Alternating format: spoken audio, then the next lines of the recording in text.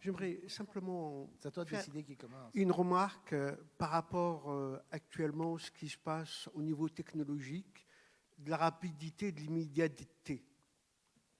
Il me semble que parfois, l'immédiateté est confondue à la vérité. On voit ça dans les médias. Si vous ne pouvez pas vous exprimer en 30 secondes votre pensée, c'est qu'elle est fausse.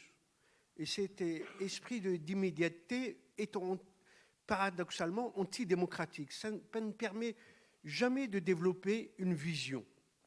L'histoire, ce que vous avez développé, par exemple, concernant le comportement de certains individus, l'antisémitisme, etc., c'est une longue histoire. Une longue histoire. Ce qui s'est passé le dernier siècle, c'est vraiment l'apothéose de ce cumul d'histoires.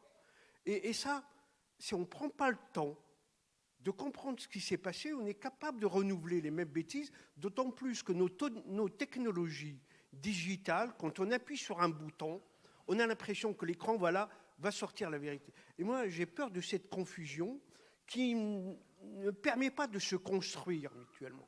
Voilà. Bon, écoutez, je suis essentiellement d'accord avec vous, mais j'en ai discuté avec Richard avant la conférence. Je propose de ne pas répondre, de ne pas élaborer sur des questions qui sortent du sujet de la conférence. Donc, je suis assez d'accord avec vous, mais je ne vais pas répondre plus avant parce que... tu es d'accord? Non, mais je n'ai pas grand-chose à dire et effectivement, si je réponds là-dessus, on part peut-être dans 36 sujets. J'ai rien contre le fait que vous fassiez cette remarque, mais disons c'est une remarque. Quoi. Je suis assez d'accord avec ce que vous dites. Mais... Sinon, il faut du temps pour les questions sur la conférence. Non? On ne vous entend pas, monsieur. Si vous... Attendez le micro. Attendez, on répond. On se trouve piégé au milieu des Iraniens, qui a un problème pertinent dans le monde musulman, le monde arabe, dans le Proche-Orient. On sait la différence entre les sunnites et ils utilisent Forisson pour utiliser l'idée révolutionnaire de la Palestine. Oui, mais il est présent avec eux. C'est ça qui, effectivement, cristallise. Et finalement, ils instrumentalisent Forisson pour justifier des idées contre l'autre partie musulmane sunnite. Voilà. Oui, bon, moi je ne dirige pas d'Iran, donc je ne peux rien y faire. Je veux dire, je me préoccupe de l'instrumentalisation de la mémoire ici à d'autres causes. Bon. Vas-y.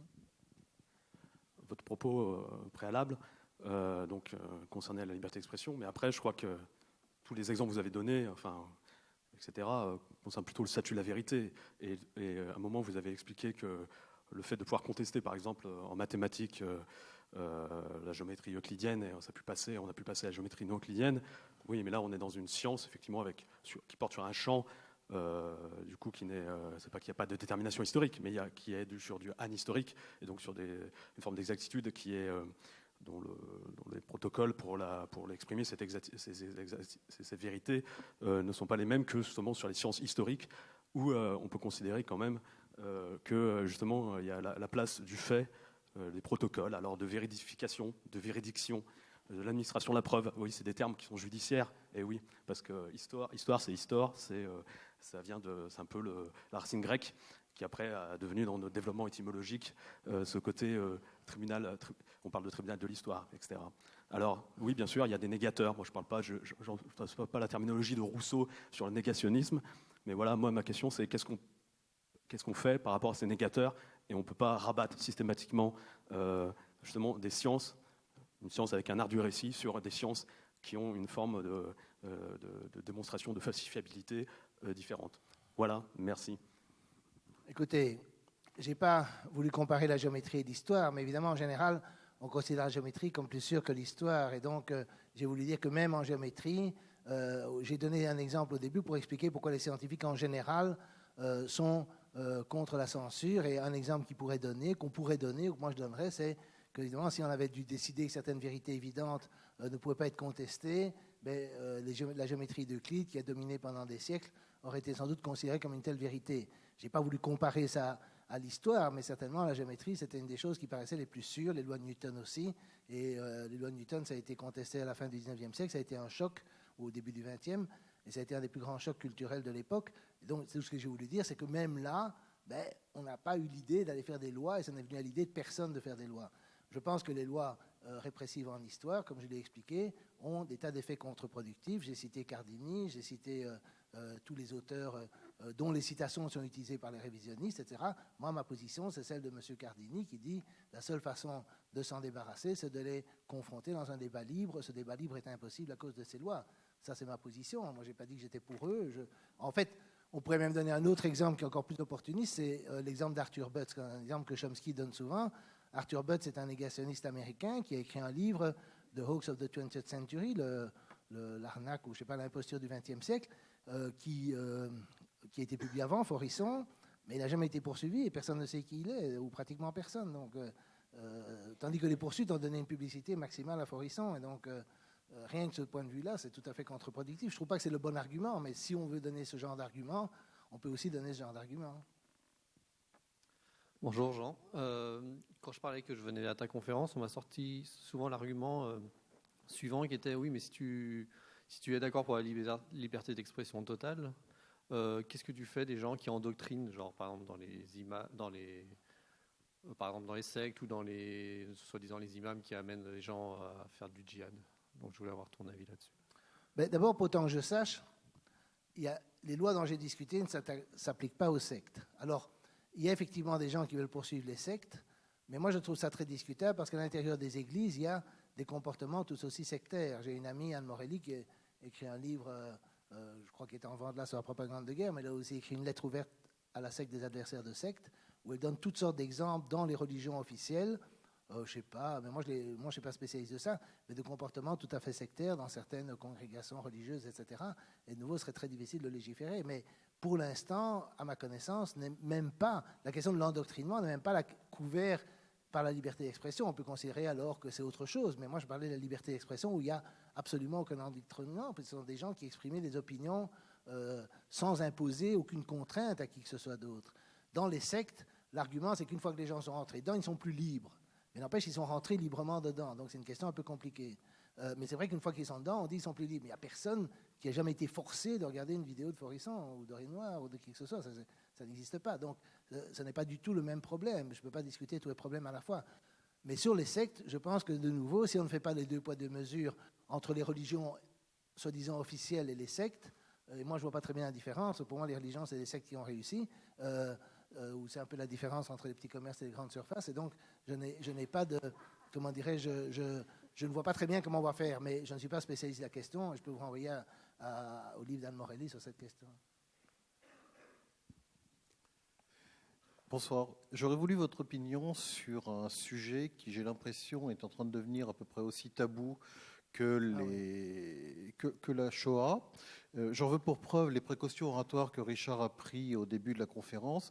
Je parle des attentats du 11 septembre 2001. J'ai l'impression que la simple remise en cause, le simple questionnement de ces événements est en train de devenir aujourd'hui aussi tabou que l'est la Shoah. Oui, bon, c'est une bonne question. Je suis content que vous la posiez. C'est une question qui fait débat. Donc, je vais essayer de résumer ma position là-dessus. Évidemment, je suis pour qu'on ne réprime pas les gens qui mettent ces questions, qui ont ces récits Reopen 9/11 pour ne pas les citer. Comment dirais-je? Mais je pense que ce n'est pas comparable parce que je connais personne qui a été condamné à 1 an de prison pour avoir défendu les thèses de Reopen. Donc, ce n'est pas comparable. Maintenant, c'est un tabou, mais un tabou social, c'est un peu différent d'une loi. Moi, je me suis limité à l'aspect légal. Parce qu'évidemment, si à une certaine époque de l'histoire, par exemple, tout le monde considérait que la nudité, ou dans certaines sociétés, la nudité, c'est quelque chose qui ne se fait pas, etc., ce qui n'est plus le cas chez nous, mais ça a été le cas dans le passé, ou c'est le cas dans certaines sociétés, c'est un tabou, mais ce n'est pas tout à fait la même chose que le fait que ce soit sanctionné par l'État, quoi. C'est un autre niveau, si vous voulez. Je suis d'accord qu'il y a un tabou sur cette question, de l'autre côté, il y a beaucoup de gens qui en discutent. Moi, j'ai déjà eu beaucoup de discussions avec des gens de Reopen, donc je parle aussi avec les gens de Reopen, mais... oui, effectivement, j'estime que les gens de Reopen doivent être libres. Mais alors, la question de l'accès aux médias, ça, c'est compliqué parce qu'il y a tout le problème de l'accès aux médias. Moi, de nouveau, c'est une confusion totale que les gens ont avec Faurisson de dire qu'on demande que Faurisson parle au journal de 20 heures. On n'a jamais dit ça. On a dit qu'il ne devait pas être poursuivi pour ses opinions. C'est très différent. Et pour Reopen, ça, moi, effectivement, j'ai tendance à penser qu'une confrontation publique avec des experts bien informés qui réfuteraient les thèses ou qui discuteraient les thèses de façon non polémique serait la meilleure chose. D'accord ? Moi, je serais plutôt favorable à ça, mais ce n'est pas moi qui vais faire l'expert. Moi, je ne suis pas expert de ce sujet-là. Sur la question, par exemple, de nouveau, je voulais revenir sur l'histoire de la loi Guesso. Par exemple, Pierre Nora, qui est un historien, il parlait de la loi Taubira. La loi Taubira condamnait l'esclavage. Vous voulez reconnaître ce n'est pas la loi sur le mariage pour tous, hein, c'est la loi pour reconnaître l'esclavage comme crime contre l'humanité. Alors il dit on remonte à 5 ou 6 siècles. Avec l'Arménie, on a aussi fait des lois, mais c'est des lois qui n'ont pas d'effet, c'est-à-dire qu'on n'est pas sanctionné si on nie le contenu de ces lois. Donc le Parlement se fatigue à faire des lois où il reconnaît certaines choses, mais contrairement à la loi Guesso, vous n'êtes pas puni si vous n'êtes pas d'accord. Vous pouvez encore ne pas être d'accord. Donc il a reconnu le génocide arménien, et on arrive à des crimes dans lesquels la France n'a aucune part. Alors que dit Pierre Nora, il dit à quand la Vendée, à quand la Saint-Barthélemy, à quand les Albigeois, les Cathares, à quand les croisades. La notion de crime contre l'humanité peut être un progrès de la conscience universelle et une saine réaction devant des crimes imprescriptibles, mais ne saurait s'appliquer rétroactivement, ni sur le plan intellectuel, ni sur le plan moral, ni a fortiori sur le plan juridique. De nouveau, ça c'est quelqu'un qui dit strictement la même chose que moi. Il y a beaucoup de gens qui disent la même chose que moi. Badinter a dit que la loi Guesso était non constitutionnelle, par exemple. J'ai rien de spécial, je veux dire, c'est juste parce que je viens, mais... Ouais, moi, juste pour dire, c'est moi, Dieu, qui ai posté des trucs sur Indymedia contre vous, du coup. Et je vais expliquer un peu mon point de vue. Alors, le truc, c'est que je suis tout à fait d'accord sur la loi Guesso qu'il faut la supprimer parce que ça donne l'un des rares arguments valables, non, il n'est pas valable justement, mais des négationnistes, c'est la loi Guesso en fait. Du coup, ouais, forcément, je suis contre, vu que je combats ces gens-là. Mais ce qui me dérange beaucoup dans les propos que vous avez en général, j'ai vu beaucoup de vos vidéos et tout ça, c'est que si on est pour la liberté d'expression, il faut soutenir ces gens-là. Moi, je ne les soutiens pas et je ne suis pas non plus contre la liberté d'expression. Je pense qu'on peut combattre les deux. Après, il y a d'autres trucs que je voulais dire. C'est déjà pas mal. Une question. La prochaine, je reposerai. Tout le problème pour moi est dans l'ambiguïté du mot soutenir.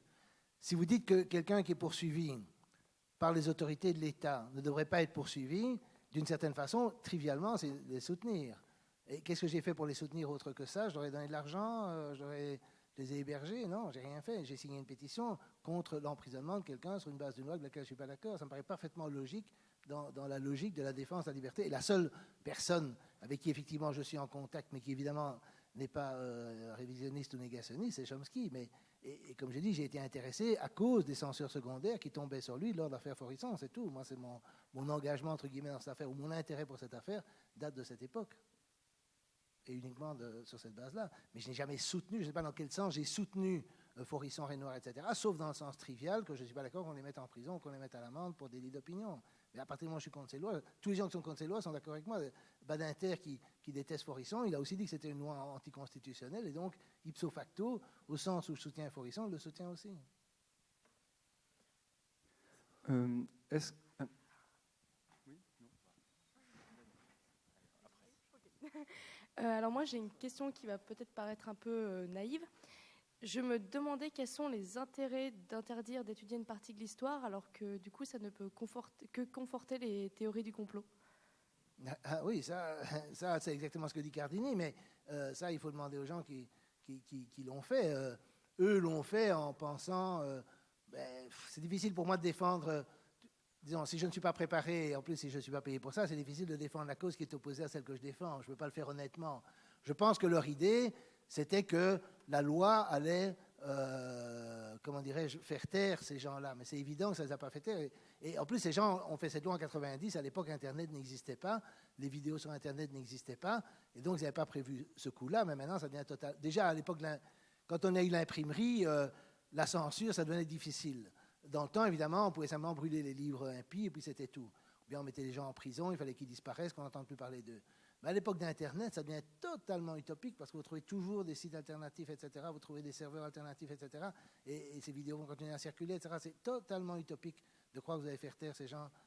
Ou parce qu'il n'y en a pas que deux, il n'y a pas que Forisson Renoir, il y en a à l'étranger, il y en a d'autres, je ne vais pas faire la liste, mais il y en a un peu partout. Et donc, il y en a entre autres aussi de tous bords politiques, je veux dire, ils ne sont pas tous d'extrême droite. Et donc, ce n'est pas quelque chose à les supprimer en refusant de discuter. Alors, si je vous comprends bien, il n'y a aucun argument d'autorité qui peut aller à l'encontre de la liberté d'expression. Et dans le cadre d'un amphi, dans le cadre d'une salle de classe, dans le cadre de... voilà, là aussi. Mais non, justement, j'ai donné l'exemple de la physique et de la géométrie, justement. Enfin, la géométrie, c'est un peu différent, mais justement, pour la physique, j'ai dit, si je crois aux lois de la physique, et moi, évidemment, je ne suis pas expérimentateur, et même si je l'étais, je ne pourrais pas tout vérifier, si je crois à ces lois, c'est parce que je pense que les expérimentateurs sont libres. Quand les gens, par exemple, sont suspicieux de Monsanto, des OGM, etc., en général, un de leurs arguments, c'est les gens qui disent que tout est OK, que c'est bon, que c'est pas mauvais pour la santé, etc., sont des gens qui, en fait, sont payés par les firmes ou sont des valets des firmes de l'État, etc. Mais si, a fortiori, s'il y avait des lois qui leur interdisaient de dire ce qu'ils pensent, évidemment, les gens seraient encore plus sceptiques. Donc, mon argument, c'est que je ne suis pas contre l'argument d'autorité d'une autorité que je reconnais, que j'ai des raisons de reconnaître, mais je ne vois pas pourquoi je devrais reconnaître l'autorité de gens qui disent « Ah », quand je sais que la police va les mettre en prison, s'ils disent « Non, non ». Ça me semble déforcer l'autorité des gens qui disent « Ah ». Enfin, la crédibilité, si vous voulez. Bonsoir. Je vais revenir 2 secondes sur la question du 11 septembre et je pense que je vais être pile sur la thématique science et liberté d'expression. Donc, comme vous l'avez peut-être compris, je fais partie des sceptiques de la version officielle du 11 septembre. Bon, je ne vais pas développer. Oui, à Grenoble, on a fait de l'information et on a essayé de faire du débat sur cette question depuis des années. Le 5 mai, on a un expert américain, architecte, qui vient faire une conférence technique sur l'effondrement, enfin sur la façon... C'est Gage. Richard Gage, oui. Qui vient faire une conférence technique sur l'effondrement des 3 tours qui sont tombées ce jour-là. Et donc, voilà, donc j'ai distribué des tracts tout à l'heure, comme ça tout le monde le sait. Et ma question rejoint un peu ce qui a été développé tout à l'heure. Qu'est-ce que vous pensez de la façon dont les médias ont traité le problème du 11 septembre depuis 13 ans? Alors évidemment, on ne demande pas un accès inconditionnel aux médias, on souhaiterait juste que les médias abordent ce sujet de façon sérieuse, ce qui n'a jamais été fait depuis 13 ans. Voilà ma question. Bon. Ben, comme j'ai mentionné Chomsky, qui n'est pas du tout favorable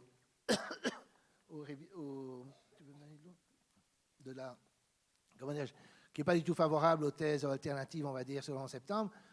Il a quand même écrit un livre avec Herman qui s'appelle La fabrication du consensus, la fabrique du consensus, qui existe en français et qui est très critique des médias. Donc, en général, je suis assez d'accord avec lui. Je pense que si on prend des événements récents comme l'avion qui a été abattu en Ukraine, on n'a toujours pas de preuves alors qu'on a accusé les Russes et Poutine dès le début. L'assassinat de Nemtsov en Russie, on n'a pas de preuves, mais on n'a pas de plausibilité non plus que ce soit un assassinat fait par Poutine. L'usage des gaz en Syrie, on a des rapports qui contredisent la version qui était donnée presque par tous les médias en août 2013. Moi, je peux faire un long catalogue sur les médias de choses qui me paraissent plus ou moins démontrées.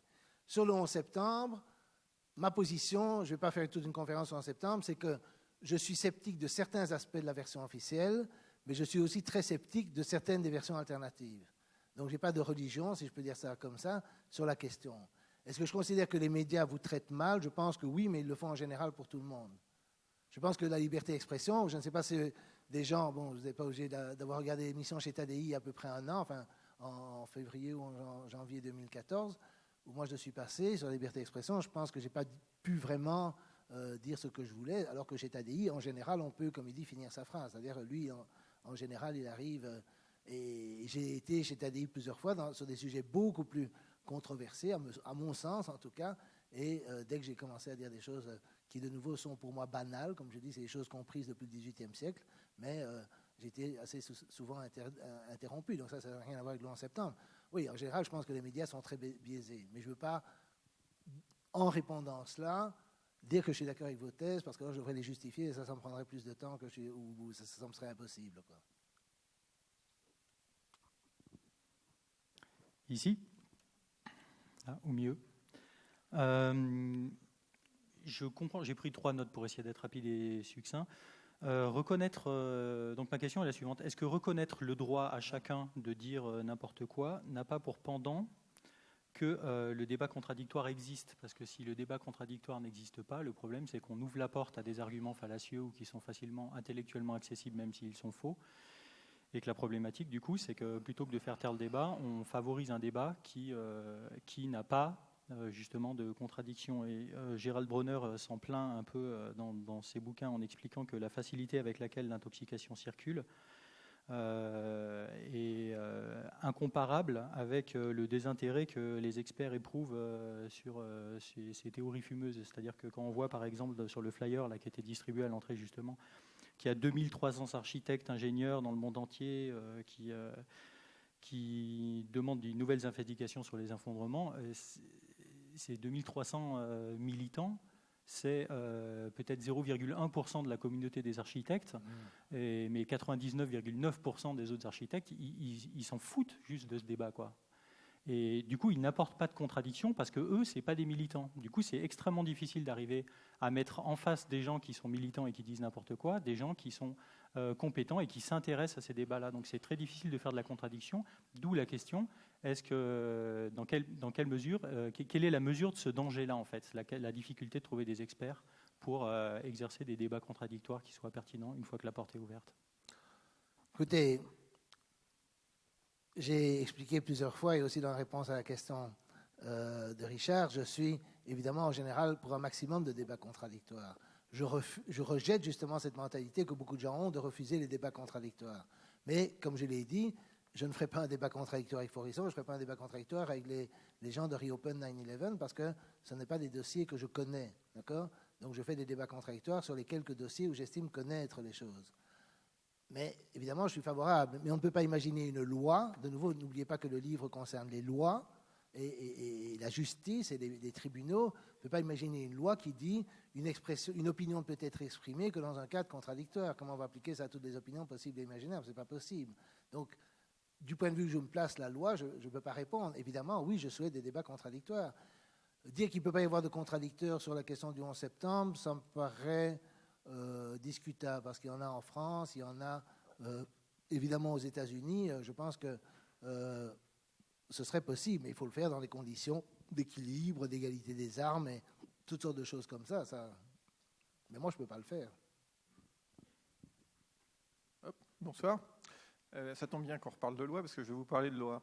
Tout à l'heure, on a eu un article de la Déclaration des droits de l'homme qui parlait de la liberté d'expression. Je vais vous parler d'un autre, de la Déclaration des droits de l'homme aussi, qui dit que la propriété privée, c'est un droit inaliénable. Et effectivement, quand on atteint à ma propriété, je peux porter plainte pour vol, il y a des lois qui condamnent, etc., etc. Quand on atteint à ma liberté d'expression, je n'ai pas connaissance de loi ou de moyens de porter plainte pour atteindre à ma liberté d'expression. Je ne peux pas me défendre. Qu'est-ce que vous pensez de cette... Donc, du coup, ce que je dirais par rapport à ça, c'est que la liberté d'expression, n'étant pas défendue, elle n'existe pas. Parce que quand on y porte atteinte, on n'est pas poursuivable. C'est-à-dire que si on fait des lois qui y portent atteinte, forcément, on ne peut pas se plaindre devant les tribunaux d'être sanctionné à cause de ces lois. Mais c'est les lois que je critique. Évidemment, le problème de la liberté d'expression, vous l'avez. De nouveau, on parle de l'opinion d'expression, d'opinion privée. C'est ça que je parlais. Les gens, par exemple, de Reopen ne sont pas poursuivis pour leurs opinions privées. Ils ne sont peut-être pas entendus dans les médias. Mais de nouveau, moi, je conçois très bien que je ne sois jamais invité dans les médias, que je ne suis pas invité dans les universités, qu'on ne me donne pas la parole, etc. C'est encore différent. Renoir, il n'a jamais été invité nulle part. Renoir est mis en prison pour des vidéos qu'il a mis sur le web. Ça, je considère ça comme une expression d'opinion privée. Donc, je considère que ce sont des niveaux très, très différents. Ceci dit, je n'ai pas la Déclaration universelle en tête, mais je suis assez certain qu'il n'est pas marqué que la propriété privée est un droit inaliénable dans la Déclaration universelle. Je voudrais bien voir quel article dit que c'est inaliénable, parce qu'il a été fait avec le consensus de beaucoup de pays qui ne considéraient pas cette propriété comme inaliénable ou absolue. Non. C'est la propriété peut-être des biens individuels ou des choses comme ça, mais c'est pas la propriété des grands moyens de production. Ça, je vous assure qu'en 1948, il n'y a personne qui allait dire que c'était inaliénable et qu'on ne pouvait pas nationaliser des biens. Hein. On prend une autre question. Il y a une question là. Okay. Bonsoir. En fait, je me posais une question sur la responsabilité de l'expression.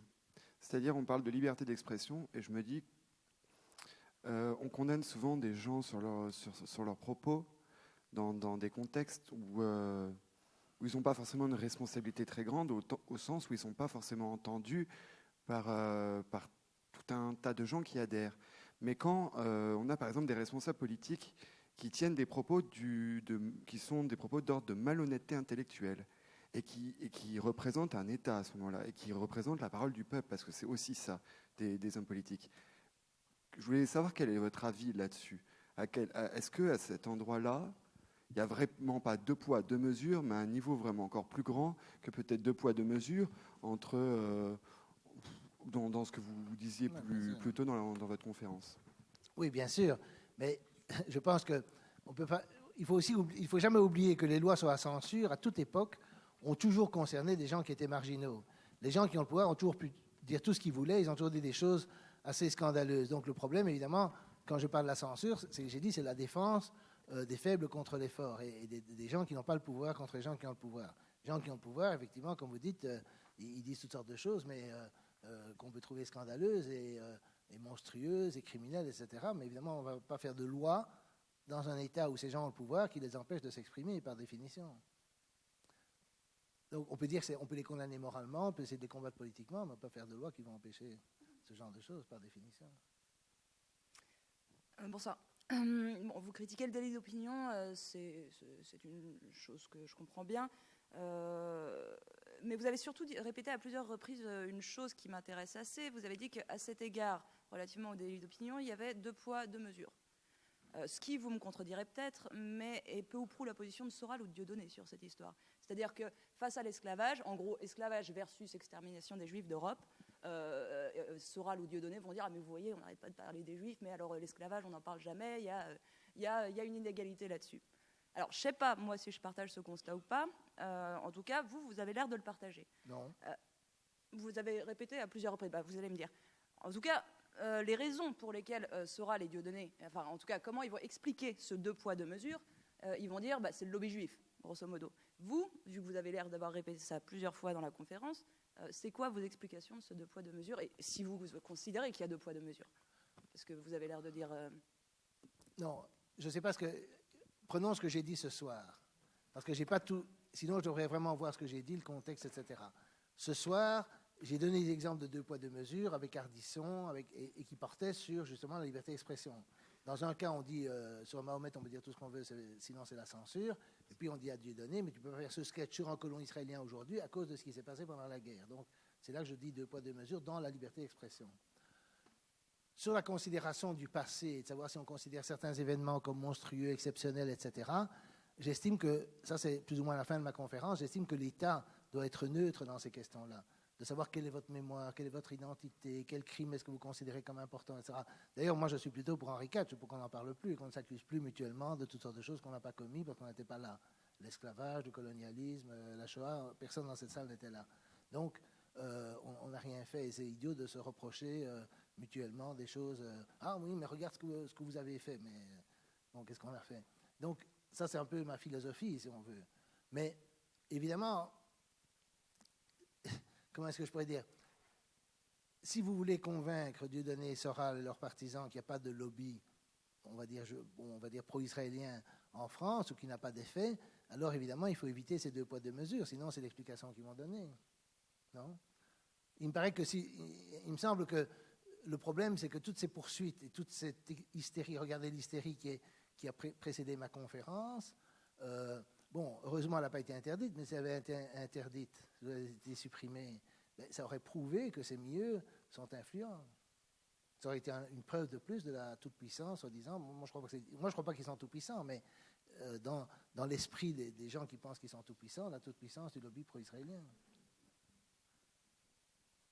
Je veux dire, pourquoi est-ce qu'on a interdit à un obscur type venant d'Afrique du Sud de parler à Paris 1? C'est qui empêche ça? L'Université de Toulouse, apparemment, a dit même que c'était ces milieux-là qui faisaient pression pour qu'ils ne puissent pas parler. C'est juste un type qui va parler dans une salle. Je veux dire, bon, je vais vous donner un exemple sur le boycott d'Israël. Il y a eu une réunion dans mon université, dans un local, à l'heure du midi, une petite salle, pas une salle comme ici, on s'est réunis, etc. L'université a reçu une lettre de l'ambassade israélienne. Et bien sûr, elle a mentionné les heures les plus sombres de notre histoire, comme si ça avait quelque chose à voir. Donc ça, c'est des pressions quand même, non? Alors est-ce qu'elles sont toutes puissantes ou pas, ça je ne pense pas qu'elles sont toutes puissantes, mais il y a encore eu ça la semaine passée à l'université, donc ça c'est mon université, c'est l'université de Louvain, mais il y a l'université de Bruxelles, il y a une autre, une Apartheid Week, il y a des Apartheid Week sur l'apartheid israélien qui suscitent chaque fois des pressions. On ne peut pas nier ça, elles existent.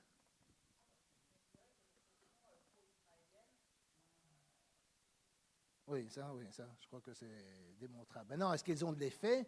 Elles n'ont de l'effet que si la population française l'accepte. Et je pense qu'on est en train de changer. Mais je pense que pendant très longtemps, ça a été oui, mon Dieu, l'Holocauste, etc., ce qui n'a rien à voir, mais bon. Et donc, ça a été une arme de dissuasion massive pour les discussions sur la question palestinienne. Ça, je pense. Je pense qu'ils ont fait des pressions tout le temps. Aux États-Unis, par exemple, vous pouvez lire le livre de Mershamer et Walt, qui est évidemment, qu'on a aussi essayé de diaboliser. C'est un livre très détaillé, très technique, par des professeurs de sciences politiques sur la politique étrangère américaine et le lobby pro-israélien, qui est très détaillé, pas seulement sur Israël, sur la guerre, les néoconservateurs, la guerre en Irak, etc. Je peux vous donner toute une série de livres là-dessus, qui détaillent vraiment comment ça fonctionne, quoi.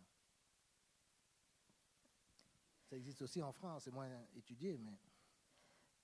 Alors, moi, je voudrais revenir au début de la conférence où Richard a cité Howard Zinn, l'historien. Et dans un de ses livres que j'avais lu, il avait expliqué que malgré le premier amendement aux États-Unis, qui fait, on a souvent l'image là-bas d'une liberté d'expression plus débridée qu'en France, qui faisait la réflexion que comme tout citoyen américain n'a pas accès aux mêmes moyens d'expression, la liberté d'expression aux États-Unis n'est pas absolue comme le voudrait le premier amendement. Alors, je voulais savoir si est-ce que pour vous également, la liberté d'expression, au-delà de la déclaration des droits de l'homme que vous avez citée, c'est également l'égalité dans l'accès à la diffusion de son opinion.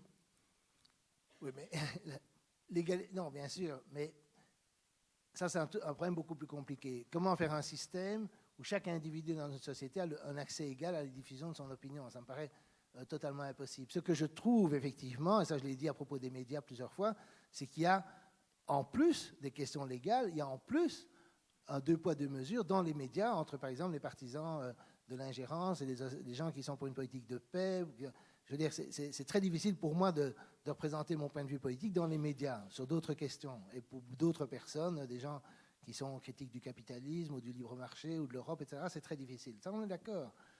Mais c'est une autre étape quand je parle de sanctions légales, qu'on peut encore rester chez soi, dire ce qu'on pense, mettre une vidéo sur YouTube et ne pas être poursuivi, quoi. Je veux dire, c'est un autre niveau, si vous voulez, vous comprenez. Mais je suis d'accord que je ne vois pas comment on pourrait imaginer une société où tout le monde a l'accès égal. Bien sûr, aux États-Unis, dans ce sens-là, la concentration des médias est encore probablement pire qu'ici, ça c'est vrai. Et en plus, je vais rajouter, aux États-Unis, quand une expression d'opinion peut être liée à une action illégale, d'accord ?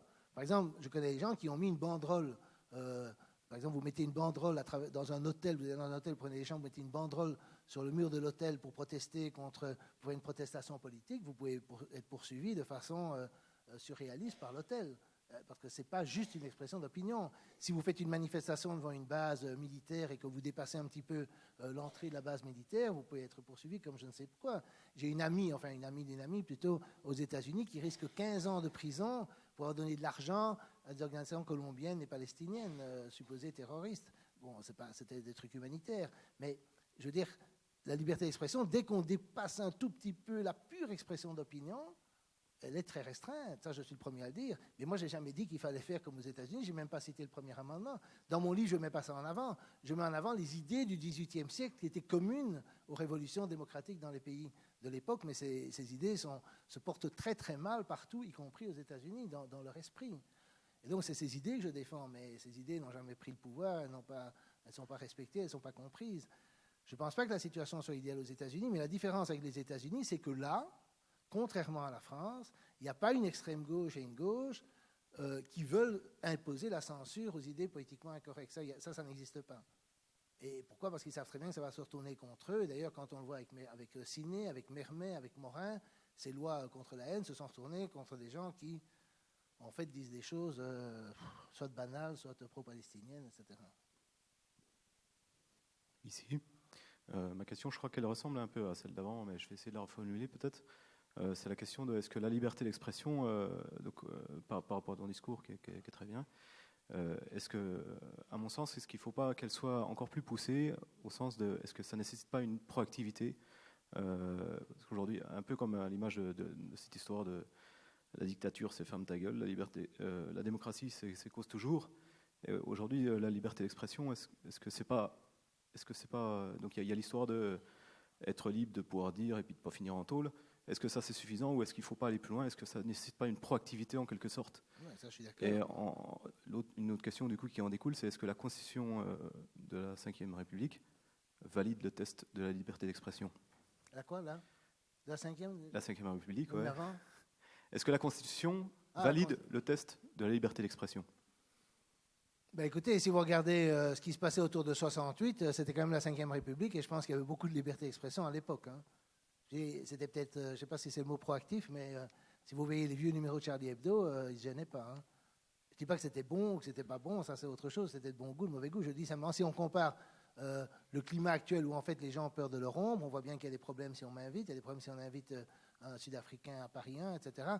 Je veux dire, il y a des problèmes tout le temps. À cette époque-là, les gens, il y a eu le mouvement, il y a eu par exemple aux États-Unis, à l'époque de la guerre du Vietnam, il y a eu le Free Speech Movement, parce qu'il y avait aussi des contraintes, des entraves à la liberté d'expression qui empêchaient les opposants à la guerre de s'exprimer, des contraintes qui n'étaient peut-être pas au niveau de l'État, mais à des niveaux inférieurs. Donc moi, je pense que c'est absolument de la folie de la part d'une bonne partie de la gauche, mais en France, c'est presque unanime de vouloir restreindre la liberté d'expression. Bonsoir. Je voulais vous poser une question par rapport justement à la liberté d'expression et notamment à la façon de dire les choses. Donc, vous avez dit que notamment ça passait, enfin les délits de haine raciale, d'apologie du crime par exemple, de dire que la Shoah, les chambres à gaz, c'était un détail de l'histoire. Je voulais vous demander si donc le fait de dire les choses d'une certaine manière ou d'une autre, c'est pas une sorte d'autocensure en soi, voilà, de peur d'être censuré par d'autres personnes. Oui, ça évidemment, il y a beaucoup de gens qui s'autocensurent, ça c'est évident. Oui, ça c'est évident, il y a beaucoup d'autocensure. Et les gens ne disent pas les choses comme ils le... Même moi, je ne dis pas ce que je pense. Mais pas sur les chambres à gaz, mais en général, je ne dis pas toujours ce que je pense, quoi. Parce qu'effectivement, je me rends compte qu'on risque de choquer. Mais ça, c'est humain aussi, on ne va pas dire...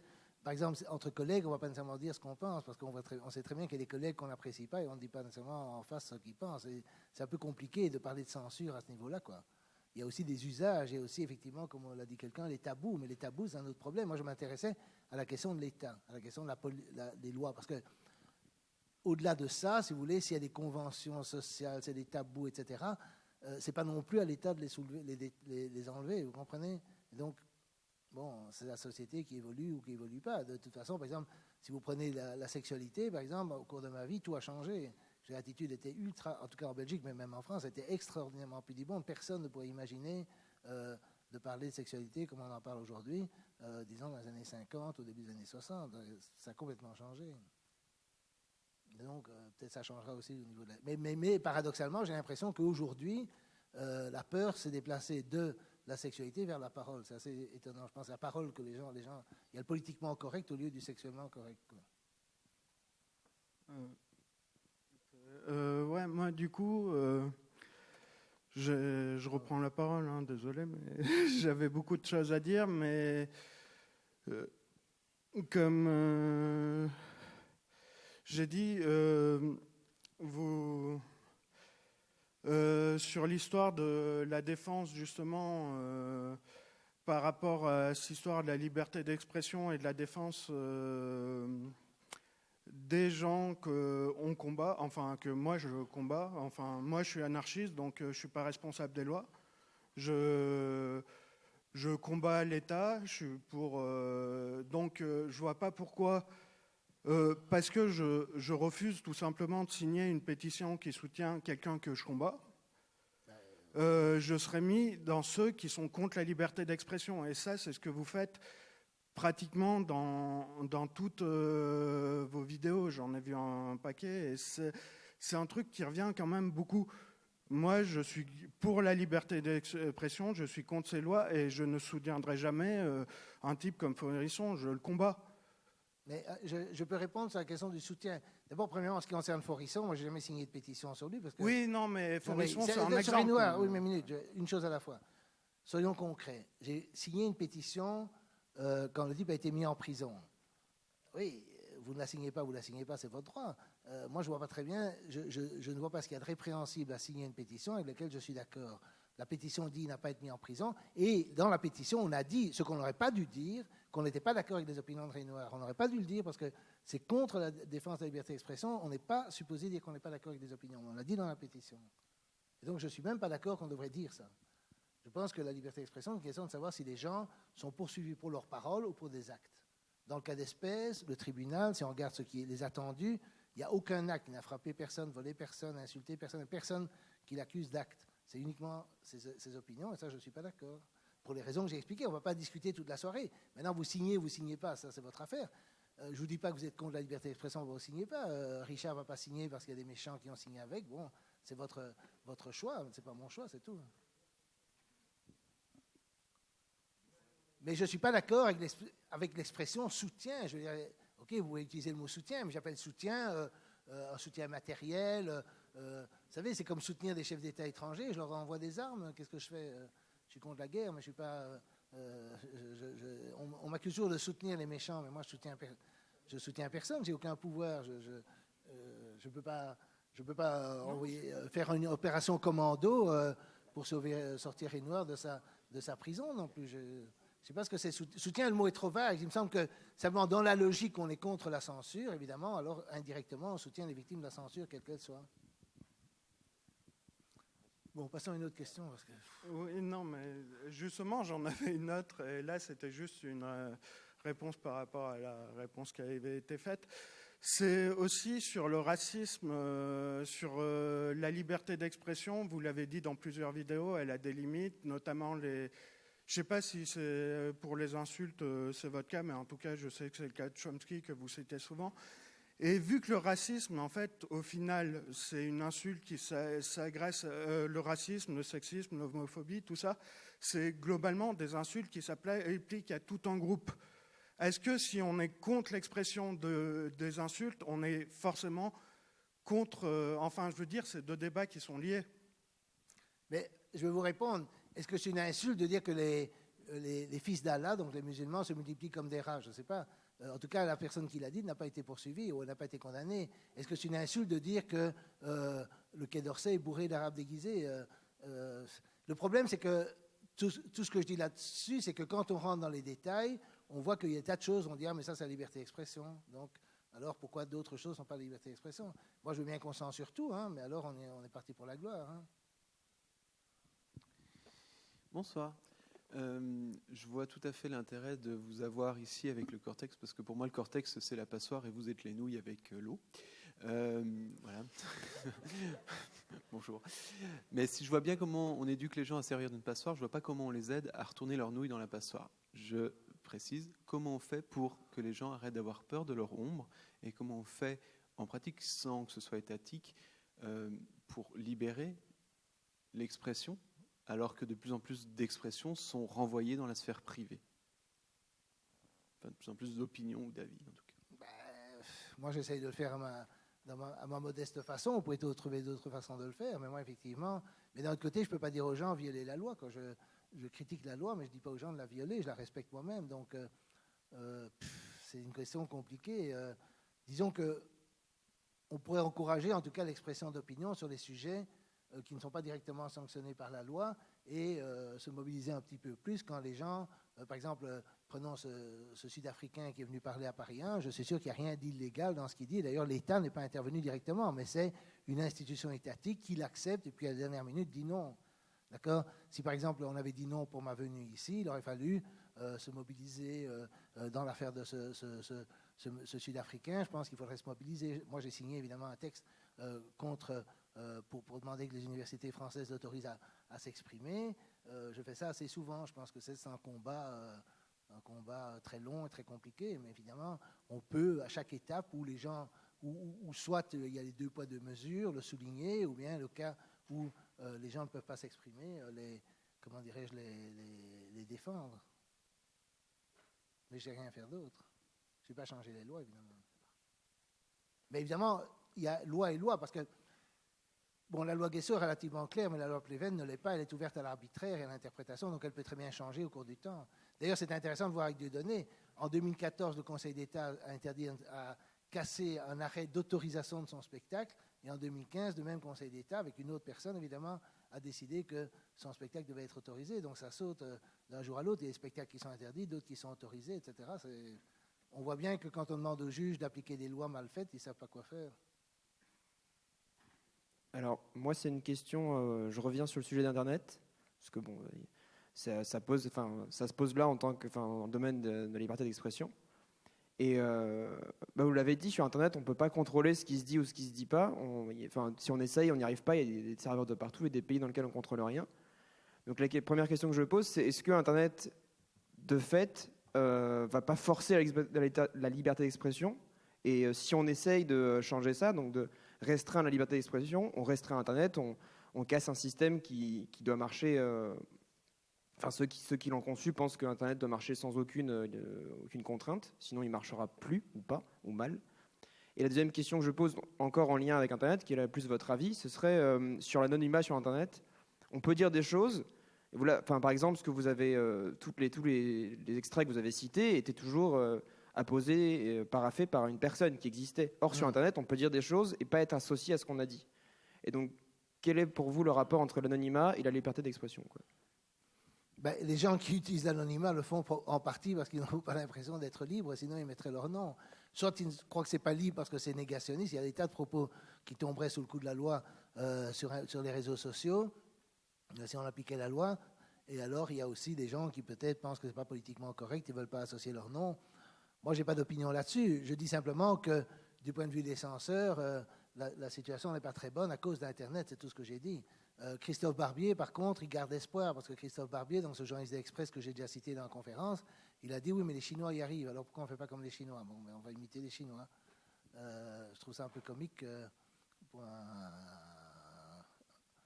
journaliste français nominalement libéral de dire qu'il faut imiter le système chinois. Et en plus, je ne suis pas du tout sûr que ça marche en Chine, mais bon. Bonsoir. Bonsoir. Je trouve ça un peu cynique, en fait, de terminer votre présentation avec Henri IV et de dire qu'en fait, vaut mieux, c'est ce que après vous avez dit tout à l'heure, que c'est mieux d'oublier de laisser de côté l'histoire, parce que c'est quand même, c'est pas l'histoire dans le sens du culte du devoir de mémoire et tout ça, mais l'histoire dans le sens d'utiliser ce qui s'est passé, notre compréhension du passé pour mieux comprendre par exemple le présent ou les choses comme ça.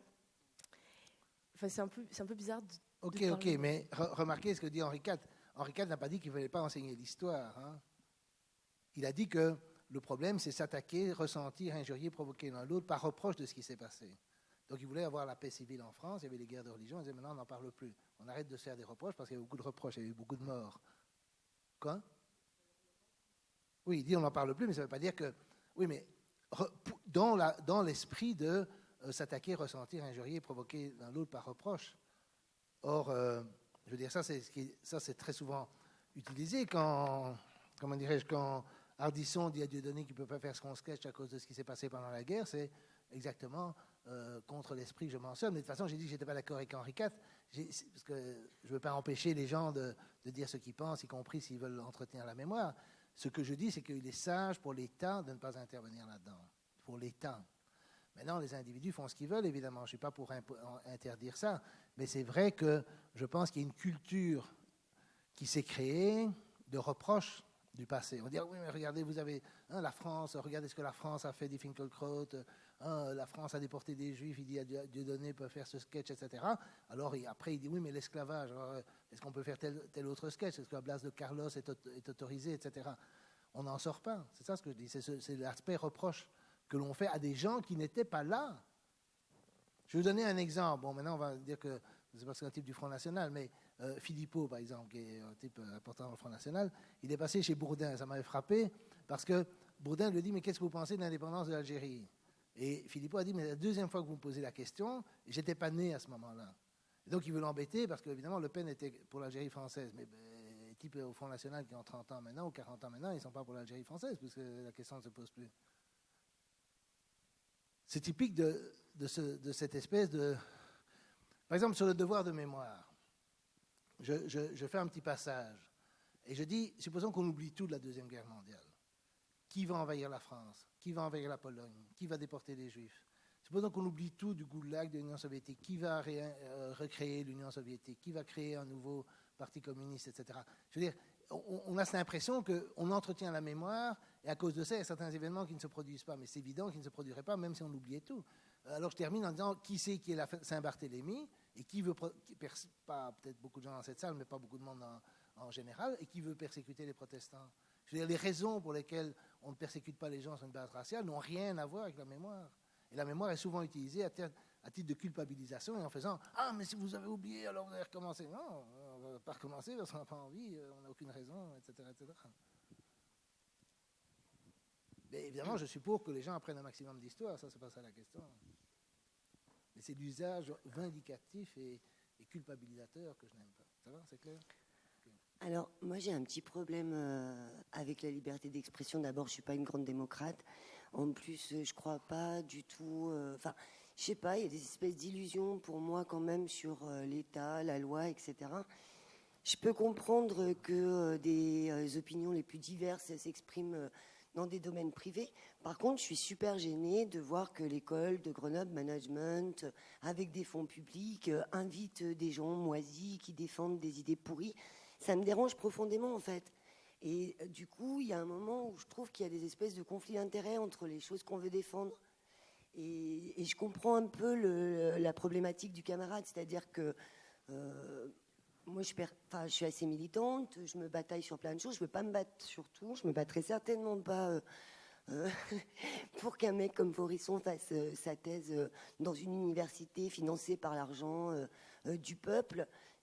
Enfin, ça me pose un certain nombre de problèmes. Alors, je vois bien que je comprends que tout devrait être traité de manière égalitaire, mais c'est déjà pas le cas. Il y a une manipulation totale de l'opinion, ce qui s'exprime de manière majoritaire, c'est tout le temps les mêmes, etc. Donc, il y a un moment où j'ai quand même un petit peu du mal à comprendre l'intérêt démocratique ou je sais pas quoi... libertaire de l'expression des idées moisies dans des domaines publics financés par de l'argent public. Oui, mais moi, je n'ai jamais dit qu'elle devait s'exprimer dans le domaine public. J'ai parlé de poursuite juridique. Ce n'est pas la même chose. Encore une fois, vous confondez deux choses. En plus, bon, comme je ne suis pas de Grenoble, je ne sais pas à quoi vous faites allusion, mais évidemment, si ces institutions publiques le font, on tombe toujours dans la même histoire, c'est que les gens qui ont le pouvoir peuvent faire ce qu'ils veulent. Et les gens qui sont de gauche pour la censure veulent simplement donner aux gens qui ont le pouvoir de contrôler encore plus et de censurer encore plus des gens qui ne l'ont pas. Alors on dit « Ah, mais c'est magnifique parce qu'on empêche Forisson de parler ». Mais non, c'est pas magnifique parce qu'on n'empêche pas que Forisson de parler. J'ai donné beaucoup d'autres exemples. On a diabolisé Chomsky, on a poursuivi, on a plus ou moins diabolisé ou même l'abbé Pierre ou marginalisé l'abbé Pierre. Il n'y a pas que Forisson. Et c'est une illusion de croire justement à cause du problème de la pente glissante que voilà, on va s'attaquer à ce mal absolu qu'est Forisson. En plus, vous parlez de la thèse. Forisson a passé sa thèse il y a très longtemps dans une université publique à Paris. C'était une thèse en littérature française. Il y avait rien. À cette époque-là, c'était avant l'affaire Forisson. Il a passé sa thèse à ce moment-là. Et donc, la question ne se pose même pas. Je ne connais pas de thèse universitaire, enfin peut-être une, à caractère négationniste, et on peut discuter. Alors bon, je n'étais pas non plus pour que Tessier passe sa thèse, mais elle l'a passée. Donc, et ce n'est pas l'État qui doit intervenir pour empêcher ça. Ça, c'est le problème des universités. Moi, je suis libéral dans le sens qu'effectivement, je pense que l'État ne peut pas tout contrôler. Et je pense que les universités... elle doit avoir une certaine autonomie et il faut espérer que le libre débat, justement, engendre la vérité. Et si on n'est pas démocrate, je comprends très bien qu'on ne soit pas démocrate. Il y a des tas de gens dans l'histoire qui n'ont pas été démocrates, en particulier ceux avec qui on m'associe, Hitler, Mussolini, Pétain et tout ça. Mais le problème, c'est que le problème de ces gens-là, c'est qu'alors il faut que la censure... Non, je ne dis pas que vous êtes comme ça, je dis, c'est les gens à qui on m'associe. Le problème, non, mais ça peut être la même chose avec Staline. Le problème, c'est que les gens qui ne sont pas démocrates, alors il faut que la censure tombe entre bonnes mains et reste entre ses bonnes mains, ad vitam aeternam, mais ça, c'est pas si simple. Parce que même si on dit, voilà, il y a des gens très éclairés qui vont nous dire ce qu'il faut penser, qu'est-ce qui vous dit qu'après, il y a des gens moins éclairés qui vont... Et c'est ça l'argumentaire libéral pour la liberté du débat et aussi, par extension, une certaine liberté académique, etc., etc. Parce qu'on pourrait dire, non, non, on va réguler tous les cours, on va vérifier tout ce qu'il dit dans les cours, parce qu'il y a un type qui dit des charlataneries ou des conneries, etc. Mais qu'est-ce qui vous dit que les gens qui vont réguler ne vont pas eux-mêmes imposer des conneries? C'est la phrase de Marx, il faut supprimer la censure, parce que l'institution est mauvaise et les institutions sont plus fortes que les hommes. Ce n'est pas les hommes qu'on met au pouvoir au moment où on les met au pouvoir qui posent problème, mais c'est ce que l'institution va produire plus tard. Alors la question de savoir pourquoi je m'intéresse à ça, mais je l'ai déjà répété plusieurs fois, c'était à cause de la diabolisation de Chomsky. Et de nouveau, lui, il n'avait rien d'extrême droite. Et qui a été faite en grande partie à gauche, à l'extrême gauche. Vous avez souligné à plusieurs reprises le rôle extrêmement positif qu'a joué Internet dans la propagation de la liberté d'expression et la facilité qu'il a de donner la parole à chacun. Mais avec ces temps-ci, malheureusement, le mouvement est plutôt inverse. Avec les révélations faites par Edward Snowden il y a près de 2 ans maintenant, avec les lois incroyablement rétrogrades qui sont votées dans tous les pays, y compris en France, où je rappelle, où je vous l'apprends, on a mis en place la censure officielle, c'est-à-dire qu'aujourd'hui, le gouvernement français peut fermer un site web sans passer par un juge. La police peut décider de censurer la parole en France sur Internet. Ils l'ont fait pour un site musulman. Voilà, oui. Et donc ma question est celle-ci. Vous ne parlez pas du tout de quelque chose qui me semble être un danger énorme pour la liberté d'expression, c'est l'autocensure à cause de la non-maîtrise de la technologie. Est-ce que vous pensez que j'ai raison? Est-ce que vous n'en parlez pas faute de temps? Mais je pense qu'il y a énormément d'autocensure dans la société, de toute façon. Est-ce qu'elle est plus grave sur Internet ou pas? Ça, j'en sais rien. Mais ce que je dis avec Internet, c'est que je sais qu'ils font ces lois, mais je me demande dans quelle mesure ils arriveront à les faire de façon universelle et de façon à ce que d'autres sites ne puissent pas contourner, etc. etc. Ça au point de vue technique, je n'y connais rien, mais j'ai l'impression que... Bon, mais c'est vrai que par exemple, je vais vous donner un exemple. J'ai cité les propos de Nicole Getch quand elle était au Quai d'Orsay. C'est vrai que cette vidéo, je l'ai pu la voir en Belgique, mais en France, elle n'était pas visible. Ça, c'est vrai. Elle n'est pas importante, mais je veux dire, si vraiment des gens voulaient qu'elle soit visible en France, je ne sais pas s'ils ne trouveraient pas un moyen de le faire pour d'autres choses. Mais c'est vrai que la France arrive à... Mais d'un autre côté, bon, moi, je ne trouve pas Internet est une solution. Je n'ai même pas dit du bien d'Internet. J'ai dit simplement qu'à l'âge d'Internet, la censure se heurte à des problèmes encore pires qu'à l'âge de l'imprimerie. Déjà, l'imprimerie posait un problème parce qu'on pouvait reproduire facilement des livres et les faire circuler. Je veux dire, si vous regardez toute l'histoire du XVIIIe siècle, c'est assez fascinant. Toute l'histoire du XVIIIe siècle a été des livres imprimés clandestinement qui circulaient sous le manteau, etc., parce que c'était des écrits séditieux, libertins, anti-religieux, etc., etc. Pensez à l'abbé... Bon, je vais te raconter cette histoire parce que je l'aime beaucoup. C'est le curé Mélier. Je ne sais pas si vous avez entendu parler du curé Mélier. Tu as déjà parlé du curé Mélier? Quoi? Mais donc, le curé Mélier, c'était un curé dans les Ardennes françaises qui était un type totalement matérialiste, révolutionnaire, un précurseur du communisme d'une certaine façon, et extraordinairement anti-religieux. Mais il était curé d'une paroisse et c'était son métier. Il ne pouvait évidemment pas dire ce qu'il pensait. Et il a laissé sur sa table, en mourant, 3 copies d'un livre qu'il avait écrit à la main. Donc à l'époque, il n'avait pas accès à l'imprimerie, donc il a laissé ça. Et ce sont des livres qui ont été, il avait laissé à d'autres curés des environs, qui les ont recopiés, qui les ont diffusés. Finalement, ils ont été imprimés. Voltaire en a extrait des morceaux qui étaient plus ou moins politiquement corrects pour l'époque et il les a diffusés, des trucs qui n'étaient pas trop anti-religieux, pas trop athées, etc. Mais enfin, le livre... qui est très répétitif, bon, difficile de lire en entier, mais il y a des extraits qui ont été publiés, republiés au cours du temps, il a circulé au XIXe siècle, etc. Et dans un sens, comme c'est au début du XVIIIe, on peut dire que c'est vraiment un précurseur des Lumières françaises, et certainement d'Holbach, de la Métrie, Helvétius, Diderot, etc., connaissaient Méliès. Je trouve l'histoire de Méliès assez fascinante, mais tout le XVIIIe a été cette histoire de pamphlets, de livres, etc., qui passaient sous le manteau. Et ça, c'était l'imprimerie. Mais alors, avec Internet, si vraiment les gens veulent s'organiser pour faire passer des écrits, comment dirais-je, séditieux, ils y arriveront. Alors, il me semble que dans les milieux d'extrême gauche, de gauche, mais surtout d'extrême gauche en France, il y a une difficulté. Vous m'entendez? Non, mais attends, ouais. je ne vous vois pas. Ah, je suis là. Oui, bonjour. Ouais, donc il me semble qu'il y a une difficulté, notamment dans le milieu d'extrême gauche en France, à faire une distinction entre le rapport qu'on peut entretenir aux opinions qui sont exprimées et le rapport qu'on peut entretenir au traitement qui est appliqué à ces opinions. Je trouve ça assez paradoxal pour des mouvements anti-autoritaires de faire la promotion plus ou moins active d'un traitement pénal autoritaire à des opinions qu'on ne partage pas. Moi, en tout cas, c'est quelque chose qui, en tant que libertaire, me met très inconfortable de croiser des camarades qui vont me dire je ne me mobiliserai pas contre le traitement pénal réservé à une personne qui ne partage pas mes opinions. C'est là, d'après moi, qu'il y a un biais, en venir à faire la promotion autoritaire d'un rapport autoritaire à une opinion qu'on ne partage pas. Oui, c'est pas moi qu'il faut convaincre, évidemment, de ça.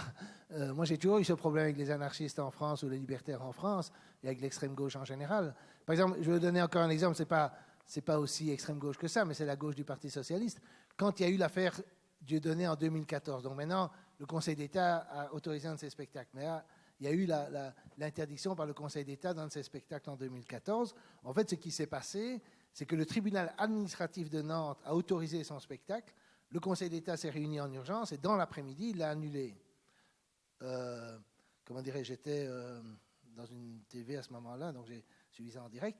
Et entre les deux, Mélenchon a tweeté que le combat continuait pour dire qu'il fallait continuer le combat contre la possibilité pour Dieudonné de faire son spectacle. Je trouve ça assez surréaliste. Ce n'est pas libertaire, mais c'est aussi le cas de trucs libertaires. Alors, je suis tout à fait d'accord avec vous et je pense que les gens sont pris à leur propre piège, comme on le voit dans l'affaire Ciné ou dans l'affaire Mermet. C'est peut-être pas des gens d'extrême gauche, mais c'est des gens certainement assez à gauche. Ils ont tous été poursuivis sur la base de lois contre la haine. Alors, je vais vous donner un contraste avec les États-Unis. Et ça, c'est le contraste qui n'a pas... Effectivement, c'est pas pour ça que je trouve que la situation est magnifique aux États-Unis. Mais moi, ça m'a même choqué quand j'étais aux États-Unis en 78 de voir que, ou en 79, je ne sais plus, l'American Civil Liberties Union, donc qui est un groupe, c'est pas des gens d'extrême gauche, mais c'est les gens qui défendent les libertés publiques, avait été au tribunal pour permettre à des nazis de manifester en uniforme à Skokie en Illinois, qui était un quartier, une ville avec beaucoup de juifs qui étaient dans la ville, disons. Et donc, c'était de la pure provocation, et un tribunal a voulu interdire ça, et là, ils ont été au tribunal pour permettre que la manifestation soit autorisée. Ils vont beaucoup plus loin que moi. Moi, je n'ai jamais fait quelque chose comme ça, et je ne le ferai sans doute pas. Il y a une grande différence entre ça et dire oui, je signe sur un mail, quoi. Mais donc, ils allaient beaucoup plus loin. Et donc, pour eux, évidemment, c'est tout à fait essentiel de défendre la liberté pour les gens avec lesquels ils sont le plus en désaccord. C'est toujours ce que dit Chomsky, c'est que la défense de la liberté d'expression n'est sincère que quand on la défend avec des gens avec qui on est en total désaccord. Parce que, comme il dit, Staline et Hitler, ils étaient aussi pour la liberté d'expression des gens avec qui ils étaient d'accord. C'est ce que j'appelle le principe... En France, il y a le principe Staline-Hitler. C'est-à-dire les gens défendent la liberté d'expression pour les gens qui pensent comme eux. Mais c'est pas ça, la liberté d'expression. La liberté d'expression, c'est quand on la défend tous azimuts. Oui, justement, pour poursuivre là-dessus, quelle est votre expérience selon divers pays? Parce qu'actuellement, effectivement, on est en France, par extrapolation, il y a Belgique. On parle souvent des États-Unis, bon, parce que c'est notre grand frère outre-Atlantique, si on peut exprimer ainsi. Mais quelle est votre expérience par rapport au levier de pouvoir et les façons dont les gens, si vous voulez, la censure ou la non-censure s'installent? Je m'explique. Paradoxalement, aux États-Unis, comme vous dites, effectivement, il y a parfois des contre-pouvoirs qui sont, qui sont beaucoup plus diffus et beaucoup plus... c'est pas du tout le même mécanisme, ni l'état d'esprit que la France, ça serait un cliché de le dire. Je vais prendre un exemple sur quelque chose qui n'a rien à voir, mais ça illustre bien. En France, pour donner son sang, il faut aller donner son sang de façon gratuite. On n'est pas payé pour ça. Aux États-Unis, ça n'est pas le cas. Et pourtant, c'est en France qu'il y a eu le scandale. Et la France prétextait ça pour dire, voilà, si les gens ils y vont de façon désintéressée, il y a moins de risques. Voilà. Et pourtant, c'est en France que le scandale de sang est arrivé et pas aux États-Unis. Et les politiques l'ont couvert à l'époque, Fabius, je ne sais pas quoi. Donc, quels sont les mécanismes, les leviers de pouvoir, et puis comment ça se passe? On parle toujours États-Unis, France, tout ça, mais les Chinois, les Russes, je ne sais où, ou d'autres petits pays, comment ça fonctionne? Écoutez, je ne connais pas la législation dans tous les pays. Ma seule expérience, c'est un peu les pays scandinaves ou les pays nordiques. Et là, je pense que mon attitude serait complètement banale de nouveau. Et je remarque qu'il y a une différence en Belgique entre la Flandre et la Wallonie, où en Wallonie, l'esprit est plus proche des Français. En Flandre, je pense qu'il est assez différent. Mais les lois, forcément, sont les mêmes pour tout le pays. Mais je pense que ils font des blagues à la TV flamande qui seraient impensables ici, et que je trouve de très mauvais goût d'ailleurs. Mais enfin, ils en font qu'on ne pourrait pas imaginer. Je pense qu'il y a plus de liberté de parole là qu'ici, oui. Mais je ne peux pas vous dire... Bon, ce n'est pas mon expérience qui va répondre à la question. Je devrais étudier les lois dans les différents pays et leurs pratiques. Parce que la question, à midi, on m'a dit que les lois contre la haine existaient dans beaucoup de pays. Mais il faut voir comment elles sont mises en pratique et qu'est-ce que c'est que la haine. Est-ce que c'est ciné? Est-ce que c'est des trucs sur la Palestine? Est-ce que c'est... bon, c'est quoi? D'accord? C'est quoi? Je veux dire, si on dit il faut mettre tous les Noirs à la mer, bon, moi, je ne trouve pas qu'il faudrait poursuivre. Mais enfin, c'est autre chose si on les poursuit dans ce cas-là, quoi. Au milieu. Est-ce que accepter le débat sur certains sujets délicats, comme quand Raël est convoqué par exemple par le Congrès américain, comme quand Raël a été convoqué pour s'exprimer devant le Congrès américain? J'ai pas compris. Qui ça? Raël, oui, Claude Vorillon. Est-ce que ça ne donne pas une visibilité, voire est-ce que ça accorde pas une certaine légitimité à des théories qui sont parfois dangereuses? On voit par exemple que la BBC, la chaîne de télé anglaise, fort du constat que ces journalistes se contentaient d'exposer l'ignorance du public plutôt que de l'informer, a décidé de faire des formations en interne pour demander aux journalistes de cesser de donner de la visibilité aux opinions qui sont marginales en sciences. Est-ce que vous qualifieriez ça de censure, par exemple? Non. Mais encore une fois, parce que j'ai parlé de... Vous comprenez, j'ai toujours parlé de liberté individuelle et de répression étatique. Le fait que les universités, par exemple, choisissent d'enseigner la physique plutôt que l'astrologie, ce n'est pas de la censure pour moi. Bon, dans les médias, je trouve qu'il devrait y avoir plus de pluralisme, ça c'est vrai. Donc, peut-être pas en sciences, mais sûrement sur les questions politiques. Vous parlez de Raël au Congrès, je ne sais pas, on pourrait aussi parler de l'arrivée de Netanyahou au Congrès et de ce qu'il a proposé de pratiquement faire une guerre à l'Iran. Donc, si on veut, c'est quelque chose où je pense qu'effectivement, il y a des problèmes. Mais de nouveau, c'est pas la censure qui va empêcher les gens puissants. Le Congrès américain est très puissant. C'est pas la censure qui va empêcher les gens puissants de faire ce qu'ils veulent. Je suis d'accord, mais c'est pas mon sujet, quoi. Vous comprenez? Et je suis d'accord que c'est évidemment, si vous faites venir quelqu'un au Congrès, ça lui donne une certaine importance. Ça, c'est évident. Le Congrès lui-même a une grande importance. Et si je ne suis pas d'accord avec leur politique, je ne suis pas... Oui, mais c'est un tout autre sujet que celui de la censure. La censure, c'est toujours, je le répète pour la énième fois, c'est toujours donner aux gens qui ont la possibilité de s'exprimer, la possibilité d'empêcher les gens qui ne s'expriment pas, qui ne peuvent pas s'exprimer, enfin les gens qui sont faibles de s'exprimer. C'est toujours ça. On n'interdit jamais les discours de haine. Comme dit Chomsky, il n'y a pas de loi contre la haine, il y a des lois contre les gens que le pouvoir est. C'est très différent. Encore moi. Mais du coup, moi, première chose, rapidement, Chomsky, j'ai toujours soutenu. Moi, j'ai écrit un texte, enfin, j'ai écrit rapidement, vite fait, à midi, pour répondre à la réponse qui m'a été faite, parce que j'avais dit justement que je vous combattais parce que je considère, je vous soutiens vraiment pas, alors que Chomsky, j'ai toujours soutenu. Alors, faudrait arrêter de répondre à mes trucs par Chomsky a dit ça, parce que oui, je suis d'accord avec ce que dit Chomsky, mais pas avec ce que vous dites. Ça, c'est la première remarque. Vous pouvez expliquer la différence? Justement, c'est là que j'allais expliquer. C'est que là, par exemple, sur ce qu'a dit le camarade, là, il disait que c'est pas normal de ne pas signer une pétition, et vous avez dit que vous étiez plus ou moins d'accord quand même. Et c'est cette idée que ce que vous faites, c'est grosso modo, si vous ne soutenez pas, enfin, c'est genre, on n'a pas le droit de ne pas soutenir quelqu'un qu'on déteste et de dire à la place. Sinon, on est. Attendez, juste. Oui, mais écoutez au moins ce que j'ai dit la fois passée. Quand même. Juste, j'aimerais bien finir ma phrase. Ce que j'aimerais dire, c'est que ce que je veux dire, c'est que si pour vous, ou soit on est pour la liberté d'expression, ou soit on est obligé d'avoir une certaine expression, c'est-à-dire signer. Vous avez dit, il faut signer pour soutenir quelqu'un qu'on déteste. Moi, je préfère, pour défendre la liberté d'expression, défendre ma liberté d'expression contre ce type qu'on déteste et écrire des textes contre lui et contre les lois aussi qui l'attaquent. Mais c'est pas parce qu'on attaque quelqu'un qui est censuré qu'on est contre la liberté d'expression, même pour lui. J'ai pas dit le contraire. Oui, non, mais vous dites, enfin, ce qu'il a dit, c'était qu'il fallait absolument signer ces pétitions. Mais non, vous n'écoutez pas ma réponse, vous reposez tout le temps la même question. Vous avez parfaitement le droit de ne pas signer cette pétition. Je vous ai dit, vous avez le droit. Vous avez le droit. Richard ne veut pas la signer parce qu'il est méchant, vous ne voulez pas la signer parce que vous ne voulez pas le soutenir. Moi, je la signe. J'explique pourquoi, c'est tout. Je n'ai pas dit que les gens n'avaient pas le droit de le signer. Vous êtes un grand libertaire. Vous défendez, à mon avis, le principe Hitler-Staline, mais peu importe, vous êtes un grand libertaire. Vous êtes tout à fait sûr de vous. C'est très bien. Vous trouvez qu'on met les gens en prison. Vous trouvez que c'est normal qu'on mette des gens en prison pour des lits d'opinion. Et vous défendez votre droit à le critiquer. Mais critiquez-le. Mais non, mais vous écoutez même pas ce que j'ai à dire. Attends. Mais qu'est-ce que ça veut dire que vous êtes d'accord avec Chomsky? Chomsky a signé aussi un texte sur Renoir. Oui, oui, mais il n'a pas dit que ceux qui ne signaient pas étaient pour la censure. Et vous avez dit, vous avez signé à Hitler et...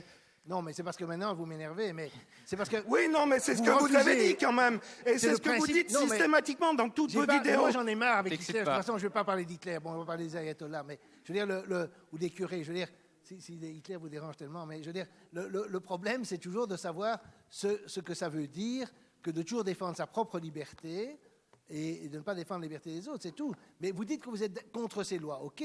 Mais alors, quel est le grand crime? Quelle est la différence entre être ces lois et signer une pétition contre quelqu'un qui est mis en prison en fonction de ces lois? Moi, je ne comprends pas ce qu'il y a dit de logique. Alors, Chomsky, il a signé une pétition pour Faurisson qui a provoqué une tempête de protestation entre autres de Villanaquet en France, à l'époque. Il a fait une préface au livre de Faurisson, bien qu'accidentellement, mais il a écrit un texte qui s'est retrouvé comme préface du livre de Faurisson. Et dans l'affaire Renoir, il a écrit un texte, au lieu de signer la pétition, il a fait son propre texte disant que c'était scandaleux de mettre des gens en prison pour des lits d'opinion. Donc il est totalement sur la même ligne que moi là-dessus. Et je ne vous ai pas empêché de ne pas signer. Vous avez le droit de ne pas signer, bon, tant pis. Mais je ne sais pas ce que ça veut dire d'être contre une loi et de ne pas signer une pétition quand on met quelqu'un en prison pour cette loi. Cette loi a été faite contre des gens que vous n'aimez pas. Et évidemment, les gens qu'on met en prison sont des gens que vous n'aimez pas. Si on ne veut pas s'opposer à leur mise en prison, mais on s'est opposé à la loi, je ne sais pas ce que ça veut dire, parce qu'on est opposé à la loi, mais on n'est pas opposé à son application. Ce n'est pas très cohérent. La discussion pourra se poursuivre, il marche le micro, pourra se poursuivre tout à l'heure, ça se termine dans quelques minutes. On peut prendre encore une ou deux interventions éventuellement, après il faut qu'on respecte au moins le repos de Serge qui attend pour fermer ce modeste établissement. Quelqu'un veut émettre une quelconque opinion? Objection, critique ou complément? Ça risque de tomber un peu comme un cheveu sur la soupe parce que c'est la fin de la soirée. C'est dommage qu'il y ait d'autres questions à poser sur la reconfiguration des réseaux de communication, comme vous suggériez que ce sera difficile d'accorder un égal accès aux citoyens aux réseaux de communication. Il y aura peut-être la possibilité de reconfigurer effectivement peut-être à un niveau plus local les réseaux de communication, ce qui permettra peut-être de mieux équilibrer l'accès aux moyens de diffusion de nos opinions. Mais non, je voulais juste peut-être ajouter quelque chose, peut-être en réponse aux camarades, tout ça, de manière plus générale sur le rapport qu'on a défavorable au traitement pénal de la liberté d'expression. Bon, ça me fait juste penser en fait au débat sur la peine de mort, quand on s'entend dire voilà, je suis contre l'exécution d'un violeur multirécidiviste et qu'on va nous rétorquer ah ben donc vous êtes pour le viol multirécidiviste ou alors vous soutenez ce violeur. Il me semble qu'on est un peu dans les mêmes domaines. Mais bien sûr. C'est-à-dire que voilà, on peut s'opposer à la peine de mort sans soutenir les actions qui ont. Laisse-moi terminer s'il te plaît. Voilà, et également pour d'autres questions comme par exemple l'avortement ou ce genre de choses. Il y a une confusion entre notre rapport aux personnes concernées et le traitement qui va être appliqué. Et il me semble assez logique, assez rationnel quand on est anti-autoritaire, de s'opposer à toutes les postures autoritaires qui vont être, en tout cas toutes les mesures autoritaires qui sont déployées par les États pour contraindre les individus dans leurs actions et leurs opinions. Excuse-moi juste une seconde, ami libertaire. Tu as pris la parole plus à peu près que tout le monde, et là tu continues à parler alors que tu n'as pas de micro. Non mais t'as pas. Ah non mais bien sûr, mais Jean Bricmont est invité. Mais si tu veux qu'on t'invite, tu viens me voir, on monte un projet, puis on t'invite. Tu vois, il n'y a aucun problème pour ça. J'ai jamais été rétif, même dans mes cours, à accueillir quelqu'un qui voulait parler. Donc tu n'es jamais venu me voir, que je sache. Et tu n'es jamais venu voir mes collègues. Ok ? Donc là, quand tu parles tout seul sans micro, on t'entend pas, on entend que des borborigmes de loin. Donc ça sert à rien, en plus tu incommodes les voisins. Donc si tu veux reprendre la parole, tu lèves la main et tu espères avoir une chance de l'avoir, sachant qu'on fera passer les gens qui n'ont pas encore parlé avant toi. C'est tout. C'est une répartition, si tu veux. Et c'est une des rares règles auxquelles je pense que même la plupart des libertaires les plus prononcés souscrivent. Donc sois respectueux du truc. Et on continuera à débattre après, de toute façon. Donc détends-toi. Est-ce que quelqu'un d'autre veut prendre la parole? Attends, tu n'as peut-être pas répondu en fait à l'intervention de... Si, parce que je suis d'accord avec lui, donc je vais pas dire. Quoi? Bon, mais ça, j'ai pas d'opinion. Je ne veux pas répondre à ça parce que ça sort du sujet. Je ne sais pas comment les réseaux de communication. L'idée qu'il serait un peu utopique en fait d'envisager une meilleure répartition en fait ou un meilleur accès des citoyens aux canaux de diffusion des opinions. L'idée que forcément, fatalement, certains groupes ou certains individus auraient un meilleur accès aux moyens de diffusion de leurs opinions et que ce serait un peu fatal. Mais je me demande si on ne pourra pas au contraire envisager une reconfiguration locale, tout ce qu'on veut, des outils de communication. Internet pourrait le permettre et envisager du coup un accès équilibré entre les citoyens aux moyens de diffusion de leurs opinions. Le réseau Résine, Grésy, Grenode, etc., dont certains fers de lance sont dans la salle, participent de cela. C'est une très bonne chose. Ok, mais je ne peux pas répondre parce que je n'ai pas de connaissances sur les réseaux et tout ça. Dernière intervention, ou bien on se jette sur les derniers morceaux de tarte, s'il en reste. Il n'y en a plus. Il n'y en a plus. On se jettera sur les boîtes. Et sur les bouquins d'Antigone, bien évidemment. Personne n'a jamais eu la parole? Bonjour. Merci déjà pour la présentation. Pour ou contre la surexpression des trolls, c'est une question qui se pose par rapport à ce qui vient d'être fait. Petite boutade, mais plus sérieusement par rapport aux solutions que vous proposez. Alors vous dénoncez un peu ces choses-là. Il en faut des gens qui amènent ces questions. Après, au niveau citoyen, est-ce que vous soutenez des initiatives, je pense à Étienne Chouard, donc essayer de nous former à écrire une constitution plutôt qu'avoir une constitution toute faite. Il y avait la question tout à l'heure, comment on fait pour assurer la liberté d'expression, oui. Le boycott, l'autonomie de petites structures. Je pense à des projets d'éco-village qui essayent de se fédérer, qui essayent de former des réseaux. Je voulais avoir un peu votre réflexion par rapport à ce genre de démarche qui émerge un peu de partout. Et par rapport à une constitution, quels sont les éléments que vous prioriseriez pour éviter qu'il y ait un rattrapage de la machine? Ok, écoutez, c'est un peu tard pour commencer une discussion sur l'élection, le suffrage, enfin le tirage au sort, etc. Bon, ce serait trop long d'expliquer ce que je pense et je n'ai pas d'opinion bien définie là-dessus. Mais je pense que l'exemple que vous donnez de Chouard permet de nouveau de revenir, pas avec la censure à proprement parler parce qu'elle n'est pas étatique, mais avec la mentalité qu'il y a dans certains milieux de gauche, et ça je le sais d'expérience, que quand on a invité à parler à certains endroits, on a dit de nouveau, il a des liens, des sites, égalité et réconciliation, évidemment, il a mis un lien, ou il a dit une phrase, ou je ne sais pas quoi. Et du coup, la mentalité, au lieu de débattre avec lui, y compris de ce qu'il a dit, au lieu de débattre avec lui, on ne peut pas le voir. Et ça, c'est une mentalité. Ça, j'ai plusieurs échos de ça. Je sais que ça lui est arrivé, qu'on a supprimé, on l'avait invité, puis sous les pressions habituelles, on a supprimé son invitation, etc. Alors que le type, il n'a rien à voir avec égalité. Je le connais, je l'ai déjà vu, j'ai déjà parlé avec lui, je l'ai entendu à Bruxelles, parce que là, on peut encore l'entendre. J'ai rien vu de particulièrement choquant. Maintenant, est-ce que je suis d'accord avec lui? Ça, c'est encore autre chose. Mais c'est la culpabilité par association. Comment tu dis? Toi, c'est pas la culpabilité, mais le déshonneur par association fonctionne à fond la caisse. Et c'est la mentalité, c'est genre cette mentalité que je condamne. Mais je ne peux pas répondre sur la question de fond parce que c'est trop long et il est 10 heures presque. OK? 22 heures. Alors, ceci dit, on peut toujours permettre des discussions qui peuvent se continuer de manière un peu clandestine, si il te reste un peu de salive. Oui, merci d'être resté jusque-là. Merci à tout le monde. En tout cas, merci pour les questions.